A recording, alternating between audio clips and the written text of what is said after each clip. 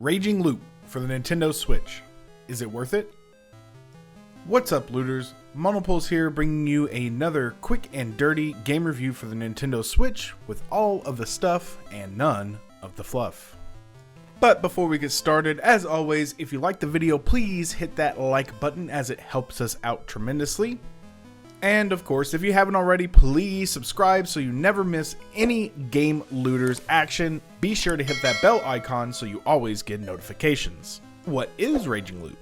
Well, Raging Loop is a visual novel that has been around for some time, first releasing in 2017, but is just now making it over in English to the Nintendo Switch on October 22nd, 2019. The game is developed by Kimco, but is being published in North America by PQube.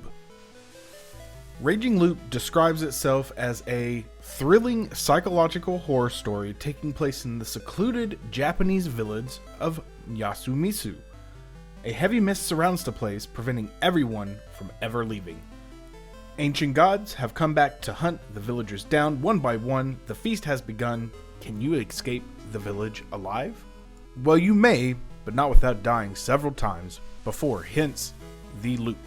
Raging Loop is a visual novel that excels in having a complex, branching story, and not only that, it also has an extensive New Game Plus, which means your first playthrough isn't going to get you through the entire title. As a matter of fact, you can have several playthroughs and have several different experiences. Currently, I've spent a decent bit of time with the game, and I have to say so far that my impressions are pretty positive. Though I will say that the experience itself is a pretty slow burn. So that leads me into the good and the bad, and we'll go ahead and start with the good, and that is the story. Although it's a slow start, I would say that I'm pretty much engaged right from the beginning. Our protagonist is a drifter by the name of Haruki Fusashi.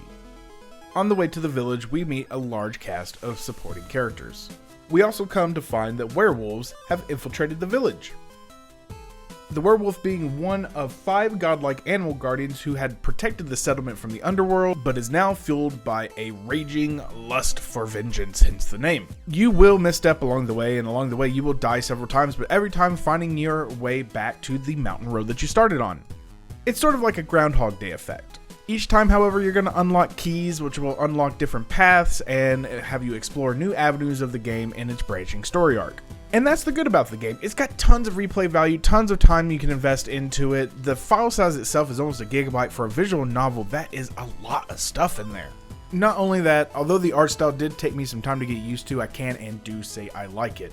The entire game is also completely voice acted for every part with a spoken part. There's a ton of sound effects going on in the background that does immerse you and make you feel like you're there in the village. Additionally, the soundtrack is very enticing as well. It's very much cool, calm, collected, and chill when it needs to be, and then very mysterious and suspenseful when it needs to be as well. And since this is a sort of murder mystery or horror mystery, that vibe definitely needs to be there, and it definitely is. Now let's also talk about the bad. Now, I'm not a self-proclaimed visual novel connoisseur. Previous to this, the only visual novel I had really dabbled into was Pantsu Hunter, and let's just say that's not a traditional visual novel. But to me, the price tag seems a bit steep. Look, we're just now getting in the West, and it is $29.99 on both Steam and Switch.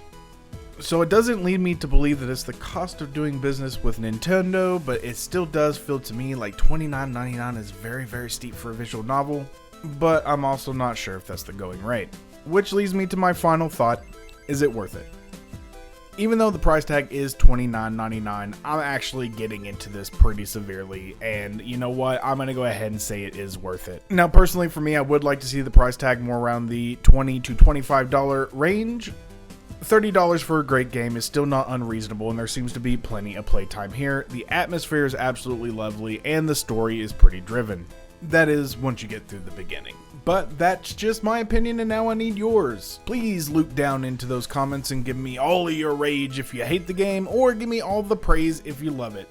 Is this one of the worst examples of a visual novel in its class, or do you think it's a standout of the genre? And of course, if you'd like to see more of our quick and dirty game reviews, please go ahead and click on the image above.